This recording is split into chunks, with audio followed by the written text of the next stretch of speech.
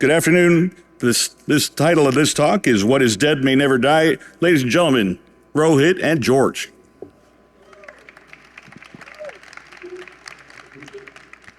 Thank you. Hello? Okay. Hello and welcome to our talk. The title of our talk is What is Dead May Never Die. We're so proud of the title, right? Such a cool, unique, clever name. And as we started making the slides, we realized that there's another talk with the same title at DEF CON at the same time. So bad news for some of you. If you're here for that talk, you want to go to that room. But it's level 2, right? Bit of a walk. My suggestion, stay for this talk. We have amazing memes. Some really high quality presentation. Okay, let's get right to it. What if we told you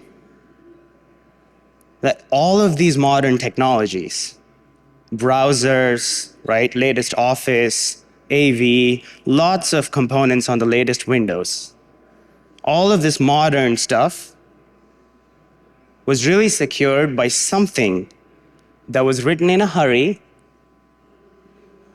in the 1990s. Show of hands, how many of you remember or recognize this window? Yep, pretty much all of you. All of you are old like me. That's the classic Internet Explorer, right? The technology that you see right here of these zones is pretty much what is powering all of these other modern stuff that we talked about. And now that we have your attention, right, your undivided attention, we're going to be talking about ourselves. So hey, my name is Rohit. I work for Microsoft. Hey. I work for the Microsoft Security Response Center, or MSRC. I started working in security many years ago. And when I started working, I was looking at Internet Explorer exploits, right, tearing them down, trying to figure out what's going on.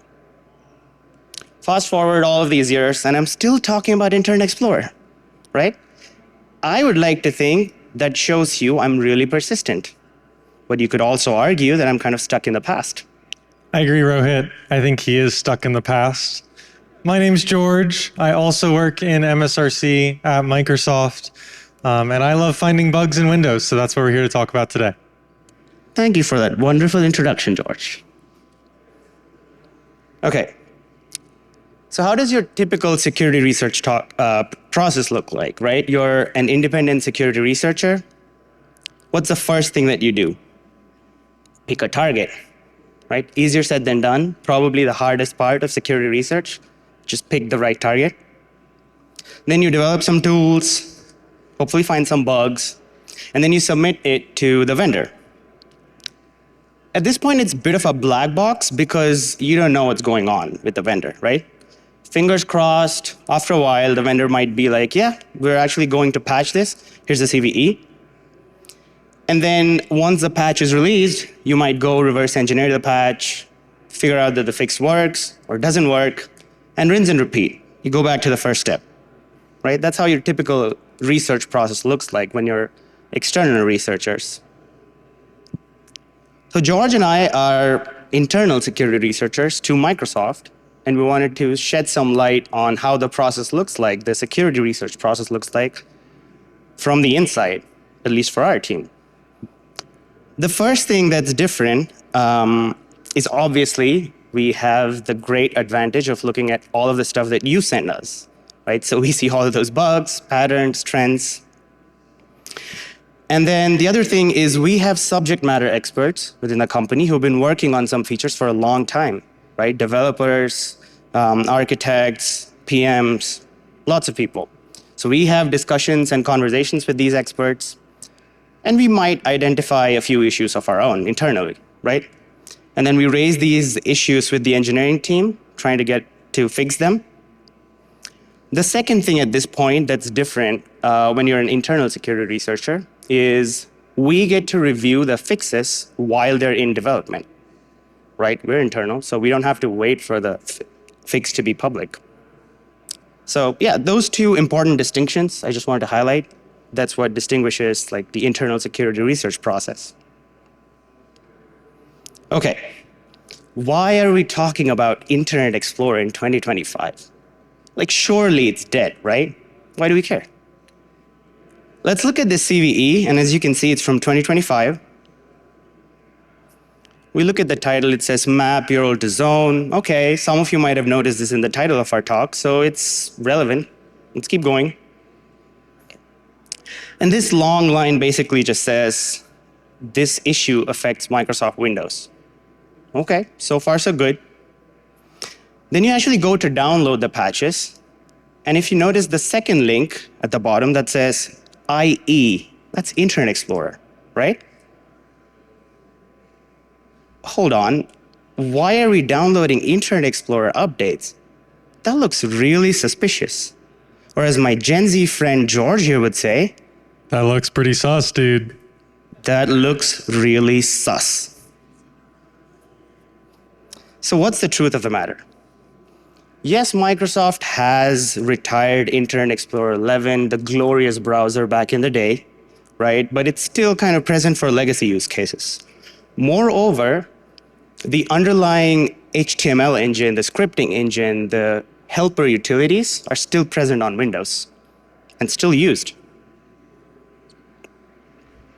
So here's a screenshot of a DLL in System32 folder on the latest Windows, right? Hopefully all of you can read the highlighted section. It says runtime utility for Internet Explorer.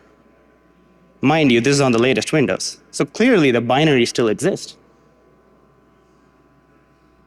Back to the good old Internet Explorer window that we looked at a couple of slides ago. So for those of you that are not familiar with what this window would do is, back when Internet Explorer was the browser of choice, you could actually go in and customize your security settings based on this concept of security zones.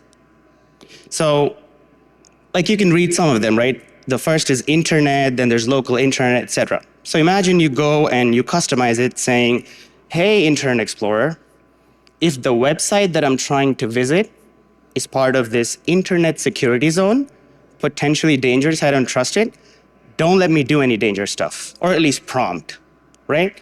And then you could customize it further by saying, if the website that I'm visiting is trusted, it's fine. Let me do some crazy stuff. You don't have to prompt. That was the idea, right? Back in the 90s with this whole security zones with Internet Explorer. Even though you don't use Internet Explorer anymore, this fundamental security zones concept is super relevant even in Windows today. And a lot of the Windows applications have since adopted this technology to make security decisions on the system.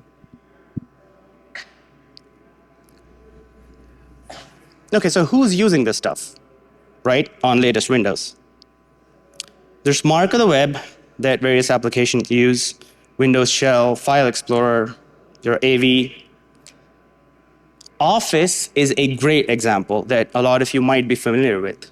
If you're opening Office documents that you've downloaded from the web, and you open it, Office will look at essentially like the zone information, and if it's coming from an internet or untrusted zone, it will open the document in a restricted environment, meaning a lot of the potentially dangerous features are disabled, right? Some of you might remember this. When you open the doc, you have to go up top and click Enable Editing.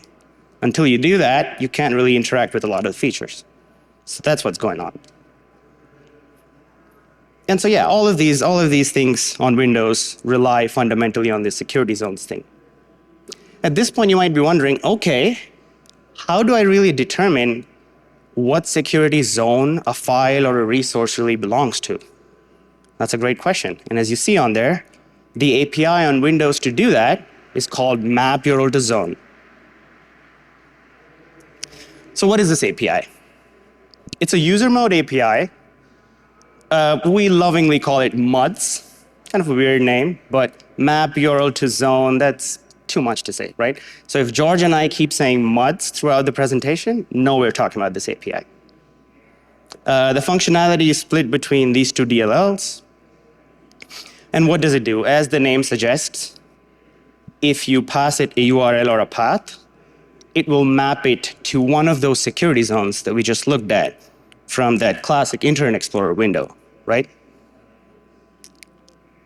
That's a list of the values that Mothe or MapUrlToZone will return if you call it, passing it a URL.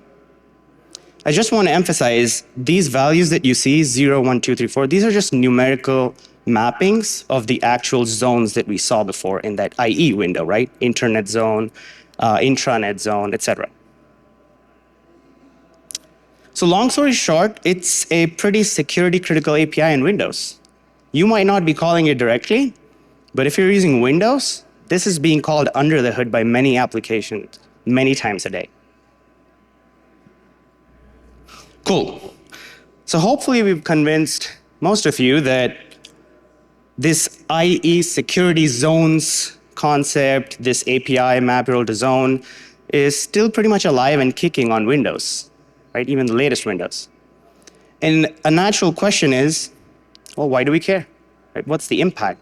What's really the worst case scenario if something goes wrong with this API? And to do that, we need to talk about this bug. Go 2 years back to 2023, and you can see the CVE on there. This bug affected Outlook, the mail client. And the story of this bug starts with a sound file. What are sound files? So if you're on Windows and you go to see Windows Media, this folder, you'll see a bunch of default sounds that Windows plays when certain actions happen.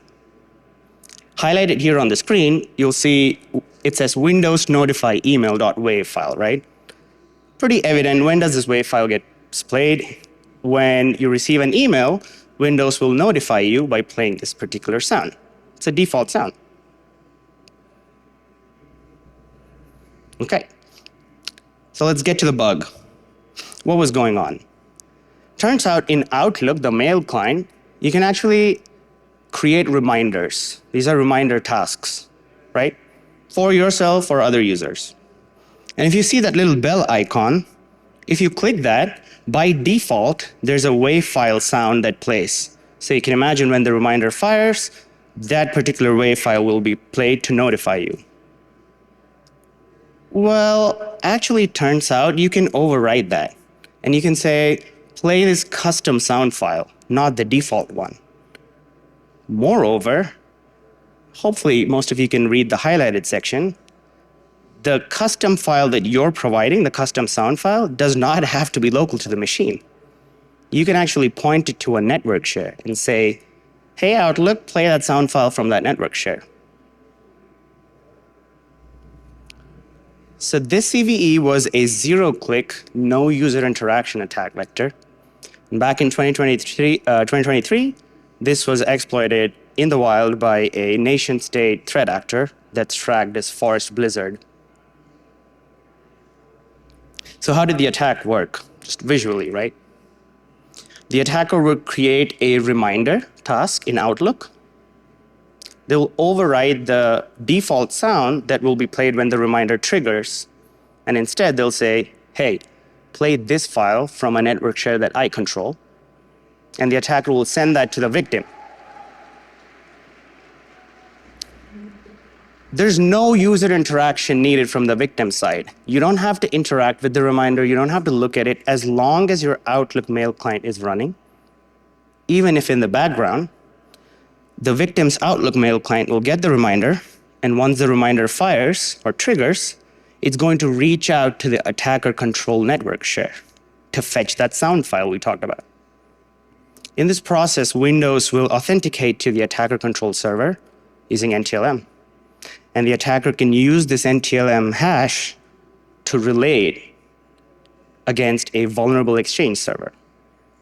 What happens at that point? The attacker can essentially authenticate on your behalf to that vulnerable Exchange server, right? And all of this, just to highlight again, happens with 0 clicks, no user interaction. Pretty much the worst case scenario. Okay, we talked about this bug. It's really cool. How does it relate to Mothe or MapUrlToZone? And for that, we need to talk about how this was fixed back in 2023. The core fix was Outlook and Exchange Server would just drop this reminder sound file property on any new reminders that you would get after you patched, right? So like your Outlook mail client would just not respect the custom sound file that you passed. It's all fine. They did leave that one corner case where, if you imagine, what if you got the reminder before you patched and the reminder trigger time or expiration time was set to a date far out in the future, right? In that particular case, Outlook actually added a Mothe's call, a MapUrlToZone call, on the custom reminder sound file. What was the logic? Check the security zone of this file that we're going to try and connect to, reach out to, and if it's coming from an internet or untrusted zone, don't reach out. We made additional mitigations for this. It involved other components like Exchange Server, but that's not really relevant for our discussion here. What I want to emphasize again is this answers the question that we asked a couple of slides ago. What's the worst case that can happen if there's bugs with MapUrlToZone or MUDs, right? This API we're relying on in a security critical code path in a zero-click attack vector.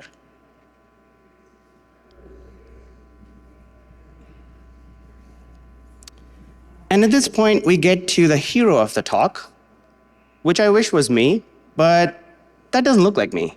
In fact, that looks like you, George, without the mustache, though. That's not me, Rohit. You've known me for 5 years. He's going to be in my wedding, and he doesn't even know what I look like. Come on now, bud. This is a researcher by the name of Ben Barnea. Ben was one of the people who really started to think critically about MapUrlToZone, because he's one of the first external researchers that realized we'd added the call to MUTs in Outlook as a part of the fix for this issue. And when Ben started looking into this, he discovered some key differences in canonicalization between how CreateFile canonicalizes a file versus how MapUrlToZone canonicalizes that same file path. And I'm going to be using the term canonicalization quite a bit today. For those of you that don't know what canonicalization is, you can just think of it as how the operating system collapses a path into something more readable that we'll then use to open. So this first example that Ben created is a really good example of something we all know and love in canonicalization, which is path traversal characters. In this example, he uses a path that starts with //localhost /.. And you might expect what would happen is exactly what does happen, which is CreateFile will see those ... characters. It will remove localhost from the start of the path. And as a result, we reach out to akamai.com to make a request. However, MUTs doesn't do that. MUTs thinks that the host name is localhost. So therefore, MUTs classifies this as a local path. And this is a key difference because we're able to provide a path to something like CreateFile, but MUTs thinks that it's local despite it actually being a remote path. So Ben continued to do quite a bit of research in this area. He ended up releasing a 4-part blog series on his research into MapUrlToZone. And in total, Ben found 3 ways to bypass MapUrlToZone, and he also found a double free vulnerability. And I think that this double free vulnerability is super interesting. It's something we're going to get into a little bit later in the presentation. Now, Ben really made us rethink how we thought about canonicalization in MUTs internally at Microsoft. And a lot of the research that Ben did really served as the springboard for our own research, because it showed some really interesting things about canonicalization. And so that's when Rohit and I started looking into MapUrlToZone. Now here's where I would love to tell you all about some of the really interesting research methodology that we had. Here's where I'd love to tell you about the complex tooling, the fuzzers we built. Actually, Rohit did build a fuzzer, but unfortunately that fuzzer did not find anything. So instead we had to go with the tried and true handy dandy way of throwing a bunch of paths at MapUrlToZone and seeing what stuck. Obviously, I'm simplifying a little bit here. We did also do quite a bit of code review. Since we're internal, we have the ability to look through source code and find some of these as well. Okay, So we ended up finding so many different vulnerabilities with this technique that we actually had to classify these into 4 main categories. These categories are path prefixes, hostname misclassification, canonicalization, again, and miscellaneous. So let's run through the first category, which is path prefixes. Now, path prefixes are pretty interesting, but they're not always applicable. And the reason why is because the attacker doesn't always have the ability to control the start of the path in this way. For example, when createFile tries to open a file, if you control the start of the path, the scheme in this case, createFile won't be able to open that file. It only opens paths starting with file:. However, there are other APIs that do let you control the start of the path. And so that's what these apply to. In this case, we noted some interesting behavior with the shell: scheme. Specifically, what we noted is that every path we passed in to MapUrlToZone that started with shell: would always say that it was a local path. However, there's a trick you can use to actually specify a remote path. And this is exactly the trick that we used. We used the network places folder, and then you can put in 3 slashes immediately after, and put in any IP address, your website, whatever it might be. But Mutz will classify this as a local path, despite it clearly being a remote path. Well, why is that? It turns out that in Windows, there's this registry that has some defaults, some protocol defaults. Mutz will go to these protocol defaults and try to run a quick query. Basically what it's saying is, hey, do you know what the default value should be for the scheme that starts with shell or known folder or something like that? And in this case, you'll see that the default value for shell is 0. 0, if you were paying attention to Rohit earlier, maps to the local machine. So Mutz completely stops. It says, hey, I know what this is going to be. The operating system tells me that the default should always be local machine. Therefore, this path must be local. But it's not a local path. createFile treats this differently. The next category of vulnerabilities I want to talk about are hostname misclassification vulnerabilities. And these I think are a little bit more interesting than the last set because they're generally more applicable than the path prefix vulnerabilities because we don't need to control the scheme of the path. I'm going to show you 2 examples of hostname misclassification vulnerabilities.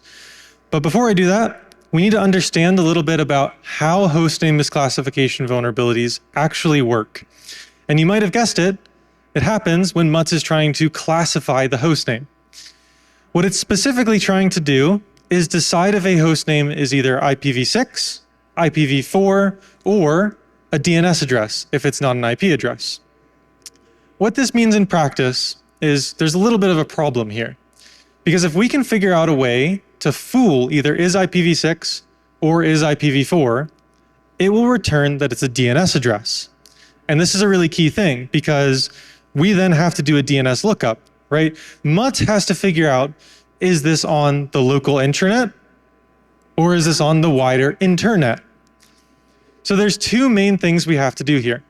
The first thing we have to do, the first requirement we have to satisfy for hostname misclassification is we need to figure out a way to fool either is IPv4 or is IPv6. And what I mean by this is we have to pass in an IP address, but Mutz is going to say it's not an IP address.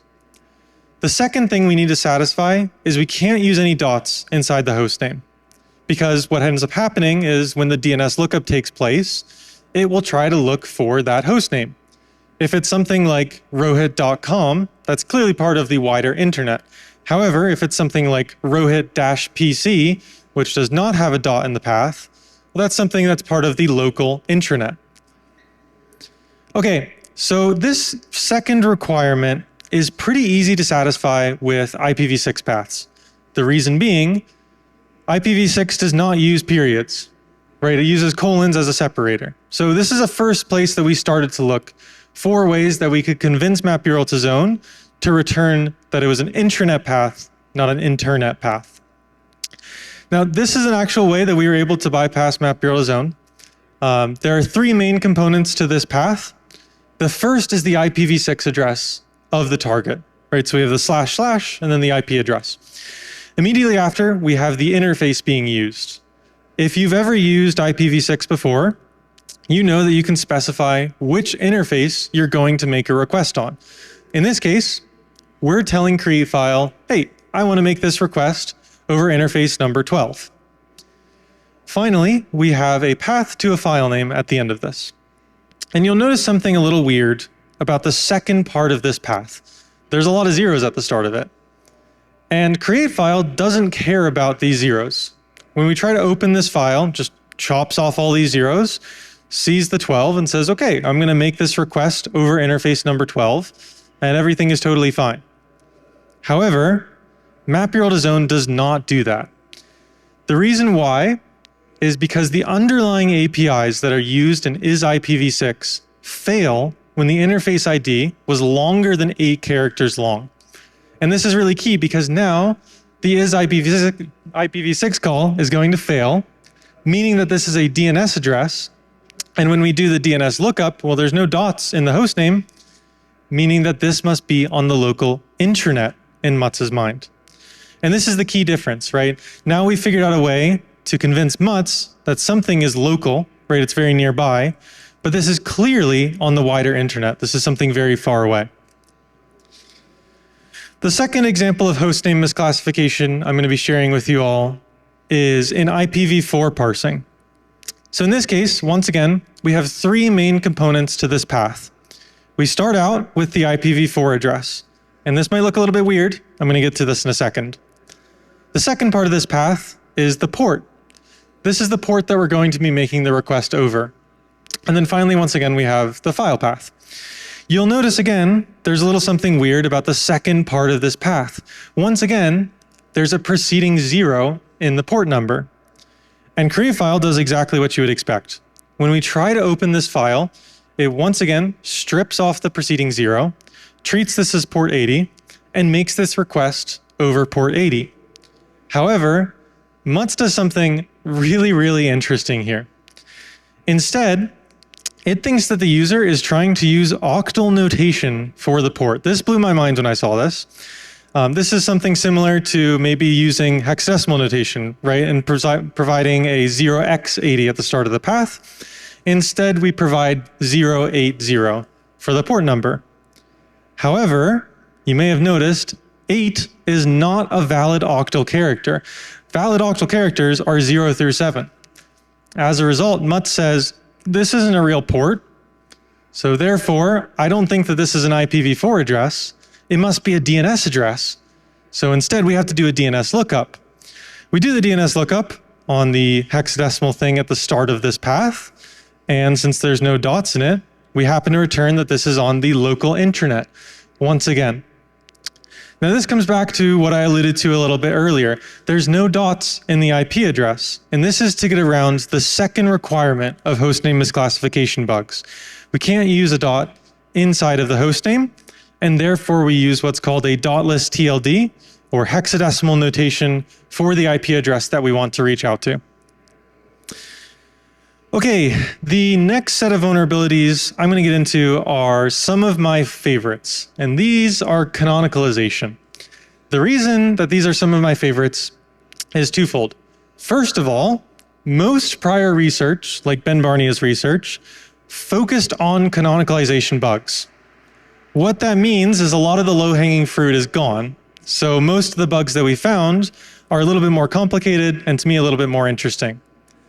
The second reason I really am interested in canonicalization-based vulnerabilities is they are ubiquitous, they'll work in every single location, and secondly, you'll convince Mothe to return that it's a local path on the local machine, not part of the local intranet. And this makes this even more interesting and useful for an attacker.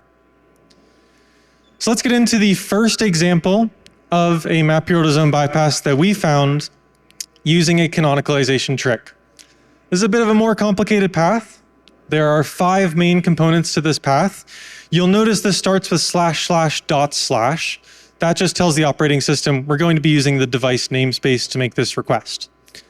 Then we have C:, right? That's our local C drive. We have a question mark, which we're going to be getting to in a little bit, followed by 2 sets of path traversal characters. What createFile does, as a bit of a spoiler alert, is it knocks off the first two parts of this directory, and it ends up just treating the rest of the path as the full path. So create file will end up reaching out to a remote path. It'll end up reaching out to that IP address and then that file path that we have at the end.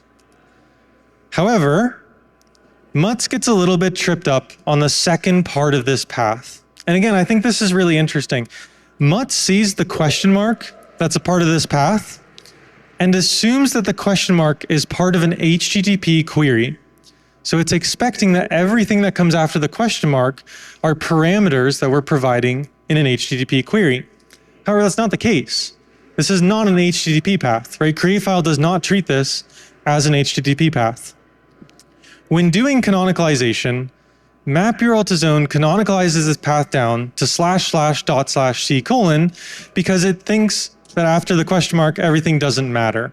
And this is a way to bypass MapUrlToZone because Mutz will clearly treat this path on the local machine. Really, really cool, George. I'm curious, how did you find this? Well, Rohit, I tried a bunch of paths and I tried a bunch of characters in that specific spot because I thought that specific spot would be interesting. And I basically pressed every single button on the keyboard until question mark fell out and I was able to find a bypass. Super impressive. Let's go on to a bypass that Rohit won't make fun of me for. This is another canonicalization-based bypass. This one uses what's called a landman redirector. If you don't know what a landman redirector it is, just ignore it in your mind and just move on to the next part, which is the IP address. All the landman redirector is really doing is saying, hey, I want to use SMB to make this request. We then have 2 slashes immediately after the redirector, followed by the IP address we're going to be reaching out to, and the file share. Create file sees these 2 slashes, doesn't care about it, knocks them down to 1 single slash, and makes the request out to a remote path. However, Mutz gets a little bit tripped up with these 2 slashes. Specifically, it does not do the canonicalization first. So it's actually looking for a hostname in between the 2 slashes. Therefore, there's nothing inside of these 2 slashes, and Mutz happens to default to returning that this is a local path.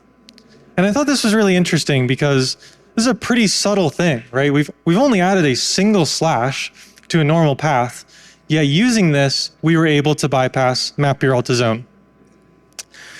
Now for this next example, I'm going to be asking for some audience participation here, so get ready. You'll notice that the only difference between these 2 paths is a single slash. Right, in the first one, we only have 1 slash before localhost. In the second one, we have 2 slashes before localhost. How many people think that when we open this file, create file will treat these 2 paths differently? Show of hands. Okay, I see a few hands. How many people think that create file will treat these 2 paths the same when we try to open them? Okay, I see a lot more hands. This is exactly what I thought. Right, I mean, we only added a single additional slash in here, and we just saw an example. The last example I showed you had 2 slashes after the landman redirector. Create file didn't care. However, when I tested this out, I found that create file actually does treat these 2 paths differently. And that's because when we do the canonicalization, there's an order of operations that takes place. So in this first example, when I try to use this path, what happens is the canonicalization logic is a little bit weird. So when we have the ... localhost remains the host name. It doesn't go away. And so we end up making a request out to localhost looking for a share that's named an IP address. There's no share named an IP address on the local machine, so create file can't find that file. However, when we use the second slash, the order of operations changes.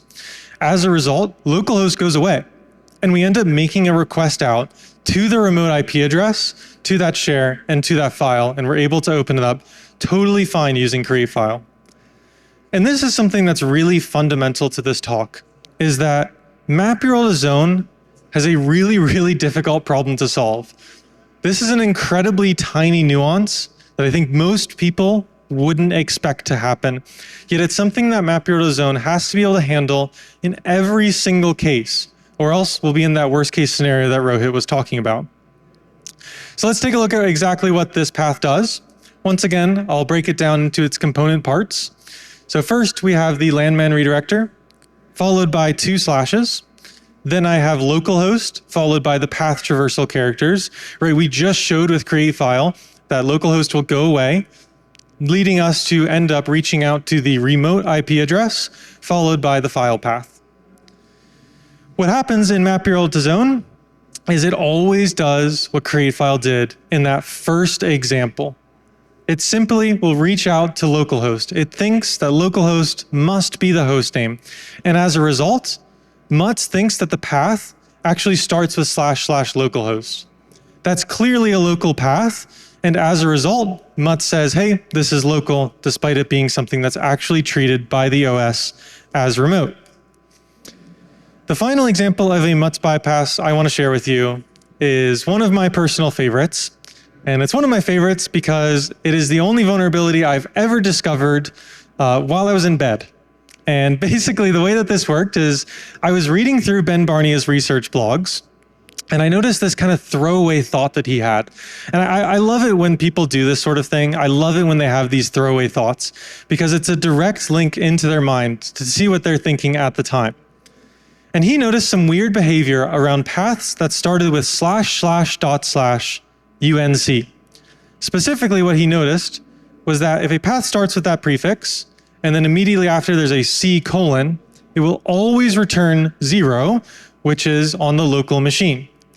Now, he wasn't able to figure out anything that he could do with this, because as he says here, no network provider that he found was able to handle a path with a colon in it. And I was in bed reading this, and I was like, what about IPv6?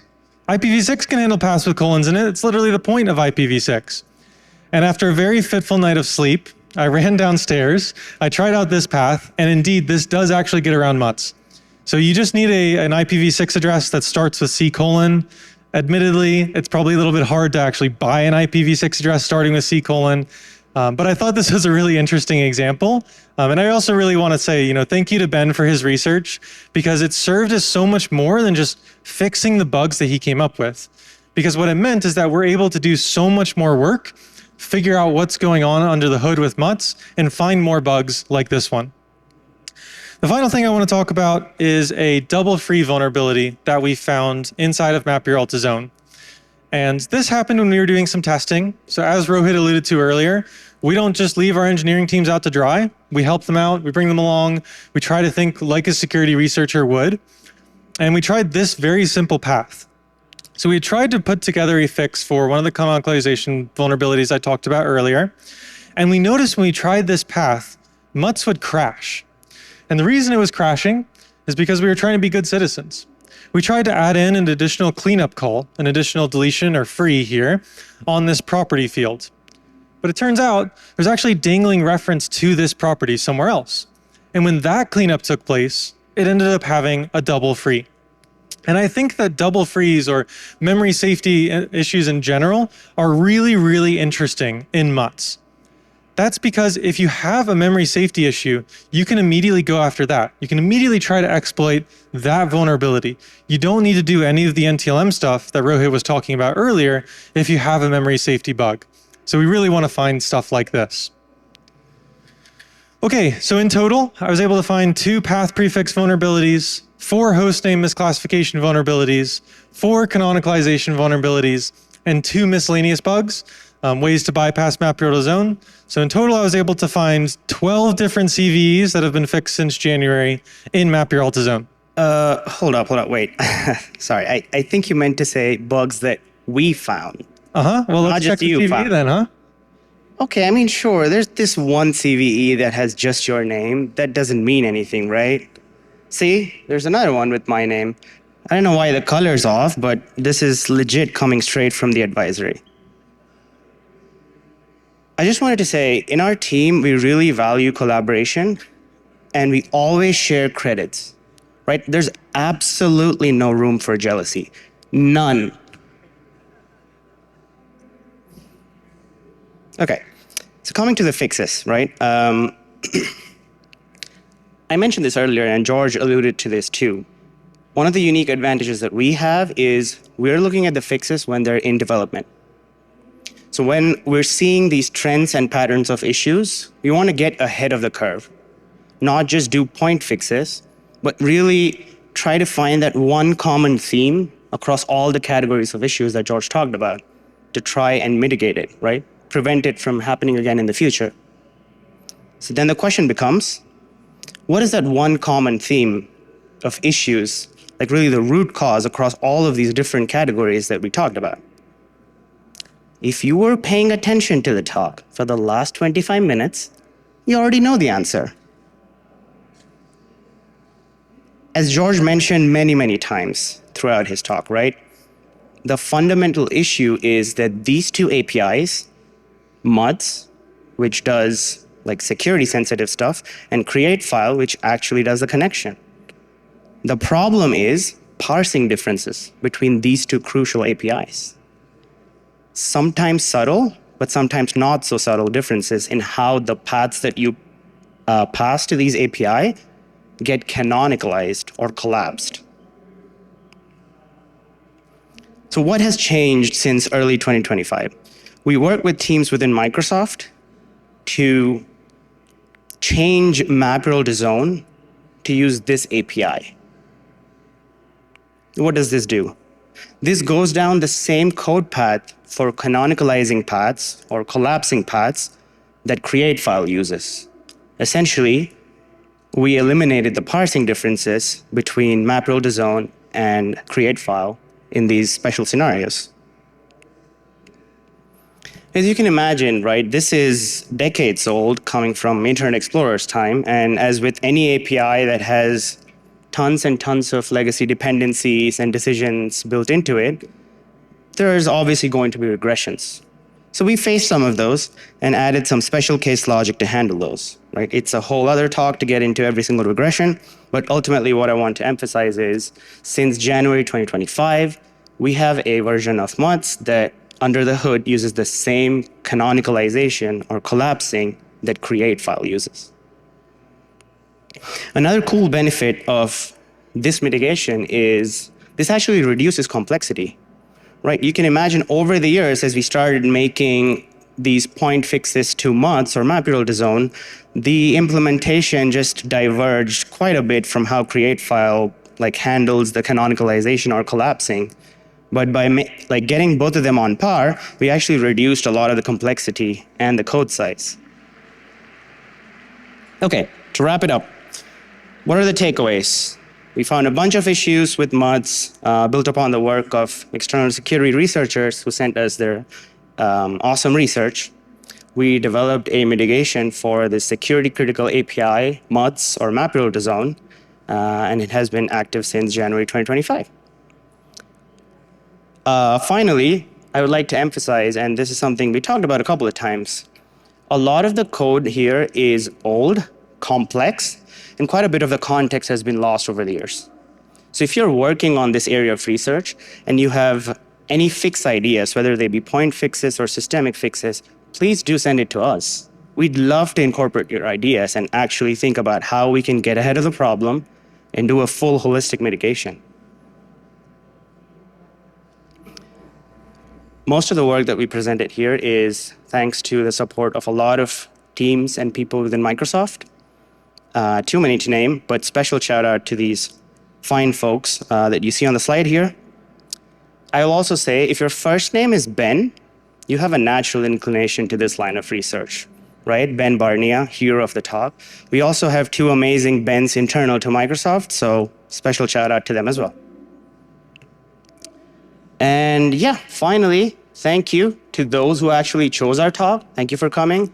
And to those who accidentally ended up here but still decided to stay. Thank you.